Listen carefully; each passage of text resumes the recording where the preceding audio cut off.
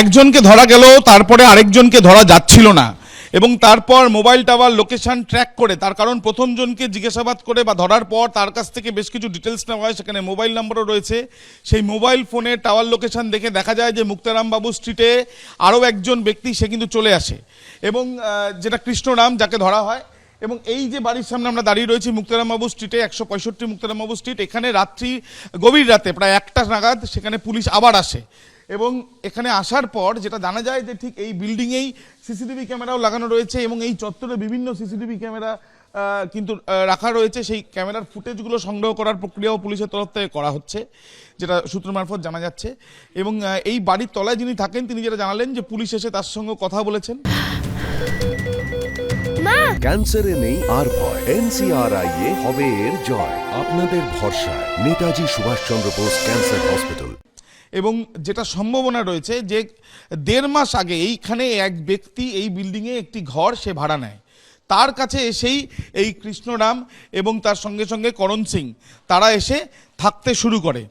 পরিকল্পনা ছিল, বাড়ির মালিকের সাথে আমরা কথা বলেছিলাম, তাদের পরিকল্পনা ছিল যে একটি ঘর ফাঁকা হলে আরও একটি ঘরে তারা ভাড়া নেবে, এবং তারই মাঝে গতকাল সকাল থেকে রাতের মধ্যে এই পুরো ঘটনাটি ঘটানো হয়েছে, যেখানে এই যে ভাগারাম সিং, যার নাম ইতিমধ্যে অভিযুক্তরা বলছে, সেই ভাগারাম সিংয়ের কাছ থেকে তারা টাকা পেত, সেই সম্ভাবনা, সেই বিষয়টা তারা পুলিশকে জানিয়েছে, এবং সেই জন্যই কি তাকে একেবারে ঘরের ভেতরে ঢুকিয়ে তার গলার নলি কেটে মৃত্যু নিশ্চিত করার জন্য নাইলনের দড়ি দিয়ে তার গলা শ্বাসরোধ করে তাকে খুন করে তারপরে একেবারে ব্যাগের মধ্যে তার মৃতদেহ রেখে তারপরে তারা এখান থেকে ঠিক সময় নির্দিষ্ট করেছে, যেই সময় তারা এখান থেকে নিয়ে বেরিয়েছে বা খুন করেছে, সেই সময় এই যে বিল্ডিংয়ের সামনে দাঁড়িয়ে আছি, বিভিন্ন জায়গায় কাজ করে যারা, তারা সকালবেলা বেরিয়ে যায়।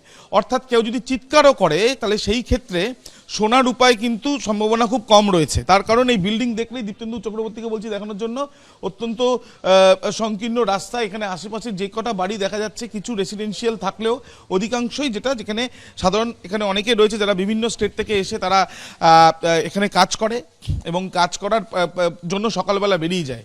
এরপর এখান থেকে ঠিক সন্ধে নাগাদ বা বিকালের পরে তার একজনই এখান থেকে বেরিয়ে, এখান থেকে দুজনেই এখান থেকে বেরিয়ে ট্রলি ব্যাগ নিয়ে তারা চলে যায় হচ্ছে নাগের বাজার। সেখান থেকে তারা গাড়ি করে যখন যাচ্ছিল, তারপরেই সেই গাড়ির চালকের তার সন্দেহ হয় এবং তিনি তারপর 100 ডায়ালে ফোন করেন এবং ঘোলা থানার পুলিশ সেখানে আসে। এখন প্রশ্ন হচ্ছে, এই ঘটনার পেছনে কি দুজনই রয়েছে না একাধিক ব্যক্তি রয়েছে? দ্বিতীয়ত, শুধু টাকা পাওয়ার জন্যই এইভাবে নৃশংসভাবে হত্যা করা এবং দেহ লোপাটের চেষ্টা? তৃতীয়ত, এই যে ব্যক্তির নাম বলা হচ্ছে ভাগারাম সিং, সেই ব্যক্তি থাকে কোথায়, সেই ব্যক্তির পরিচয় কি, সেই নিয়ে সুনির্দিষ্ট তথ্য কি পুলিশের কাছে দিচ্ছে অভিযুক্তরা? এই নিয়ে থাকছে প্রশ্ন। যদিও পুলিশের জন্য একটা সুবিধাজনক বিষয় হচ্ছে, যে বিল্ডিং আমরা রয়েছি সেই বিল্ডিংয়ের একটি সিসিটিভি ক্যামেরা হচ্ছে, সামনে একটি সংস্থা রয়েছে, সেই সংস্থার একজন কর্মী তিনি এসেছিলেন, কিন্তু তিনি আপাতত এখন অপারেট শুরু করতে পারেননি। এখানে যে গলির সামনে আমরা দাঁড়িয়ে রয়েছি, সেই গলিতে একাধিক সিসিটিভি ক্যামেরা রয়েছে। এই ছবিগুলো দেখে পুলিশের তরফ থেকে তারা নির্দিষ্ট করতে পারবেন যে ঠিক কোন সময় এই ট্রলি ব্যাগ নিয়ে এই বাড়ি থেকে তারা বেরিয়েছিল, নাকি যেটা এখনো পর্যন্ত পুলিশকে বলা হচ্ছে, যে অভিযুক্তরা যেটা জানাচ্ছে যে মুক্তারাম বাবু স্ট্রিটে যেখানে তারা থাকছিল সেখানেই হত্যা করেছে, নাকি অন্য কোথাও হত্যা করেছে, এই সম্ভাবনাও কিন্তু থেকে যাচ্ছে। সব মিলিয়ে এই যে ঘটনা ঘটেছে বটতলার পরে ঘোলা থেকে এই যে মৃতদেহ পাওয়া গিয়েছে ব্যাগের মধ্যে, এই ঘটনায় কিন্তু চাঞ্চল্য ছড়িয়েছে। এলাকার বাসিন্দা বা যারা এখানে থাকেন তারাও চমকে যাচ্ছেন যে এই ধরনের ঘটনা এখানে ঘটেছে।